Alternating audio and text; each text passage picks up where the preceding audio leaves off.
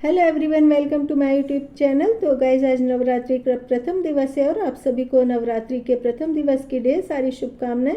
तो ओम शब्द सर्वशक्तिमान है, क्योंकि ओम शब्द से ही सृष्टि का विस्तार हुआ है।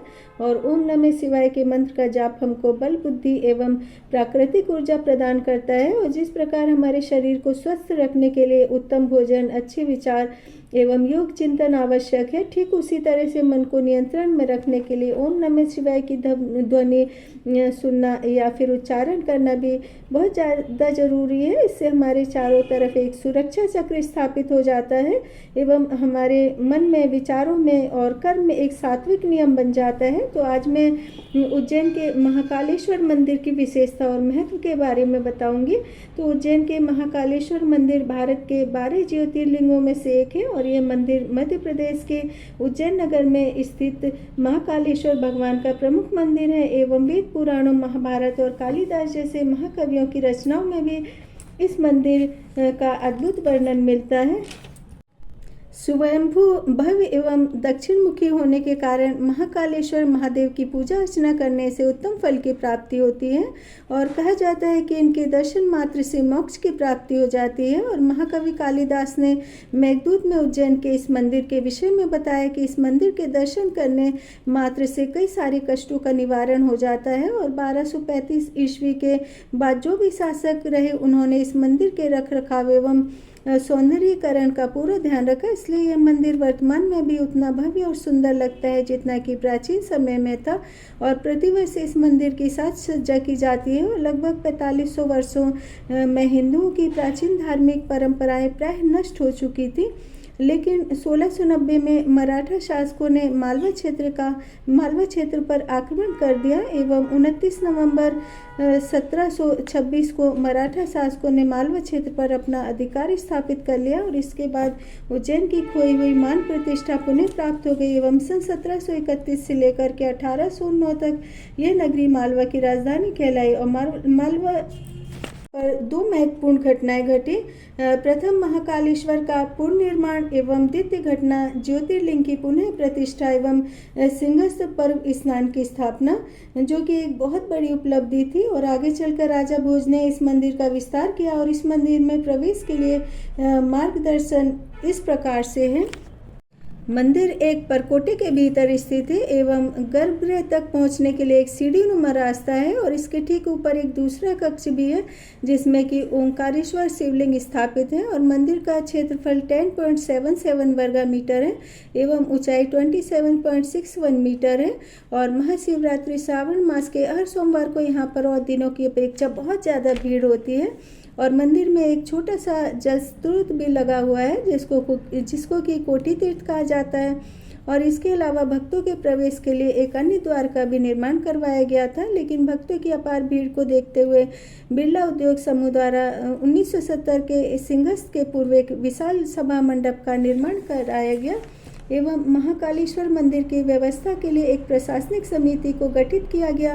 और यह समिति मंदिर परिसर की व्यवस्था को सुचारू रूप से चलाने का निर्देश देती है। और महाकवि कालिदास के ग्रंथ मेघदूत में भी महाकाल के मंदिर की संध्या आरती का वर्णन मिलता है और साथ ही इस ग्रंथ में महाकाल के वन की भी कल्पना की गई है। और कहा जाता है कि उज्जैन के तत्कालीन राजा विक्रमादित्य ने महाकाल मंदिर का विस्तार कराया था और उन्होंने मंदिर परिसर में धर्म सभा बनवाई थी जहां से वे न्याय करते थे। और राजा विक्रमादित्य ने कई प्रतिमाओं का निर्माण भी करवाया था। और राजस्थान के राजा जयसिंह द्वितीय ने भी 1280 में महाकाल मंदिर के शिखर पर शिलालेख में सोने की परत चढ़वाई थी और साथ ही उन्होंने कोटि तीर्थ का भी निर्माण करवाया था। एवं 11700 शताब्दी में मेवाड़ के राजा जगत सिंह ने उज्जैन के तीर्थ यात्रा की एवं मंदिर में कई निर्माण भी करवाए थे। और उज्जैन के महाकाल मंदिर में सुबह शाम विशाल आरती का आयोजन होता है और इस मंदिर का बहुत ज़्यादा महत्व है।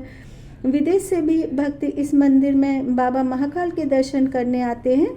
और ऐसा माना जाता है कि लड़के लड़की पर घोर मंगल ग्रह का साया हो, विवाह में विलंब हो रहा हो या फिर कुछ दंपत्ति निसंतान हो या किसी भी व्यक्ति को असाध्य रोग हो या किसी व्यक्ति को अथक प्रयास के बाद भी सफलता नहीं मिल रही हो, तो इस मंदिर में विधिवत नियम से पूजा करवाने से सभी बाधाएं समाप्त हो जाती हैं।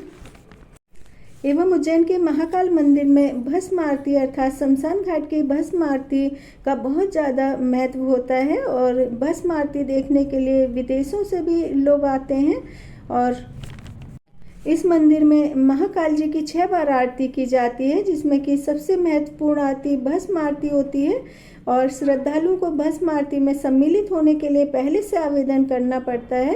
तो हम जानते हैं कि भस्म आरती किस तरह से होती है और पौराणिक कथाओं में इसके क्या नियम हैं।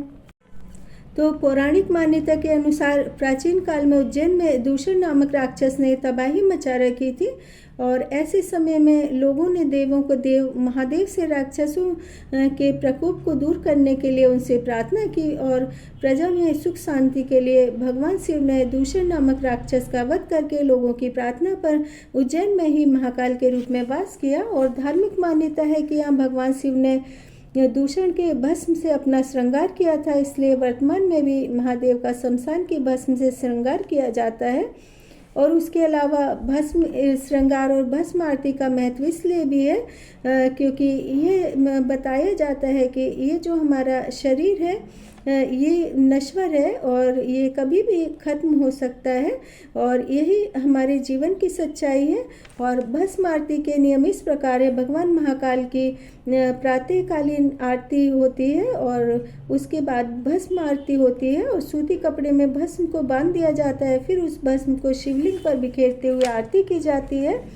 और ऐसा कहा जाता है कि भस्म आरती के दौरान महिलाओं को घूंघट करना होता है और धार्मिक मान्यता है कि भस्म आरती के दौरान भगवान महाकाल निराकार स्वरूप में होते हैं, इसलिए आरती में महिलाओं को घूंघट करना पड़ता है। और पुराणों के अनुसार महाकालेश्वर मंदिर अति प्राचीन है और शिव पुराण की माने तो श्री कृष्ण के पालक नंद से भी 8 पीढ़ी पहले यहाँ पर महाकाल विराजमान हो चुके थे। और ज्योतिर्लिंग के बारे में वेद व्यास में, महाभारत में, कालिदास, बाणभट्ट आदि में भी इसका उल्लेख मिलता है। तो इसी तरह से प्राचीन मंदिरों एवं धार्मिक स्थलों की जानकारी के लिए मेरे चैनल को सब्सक्राइब करें।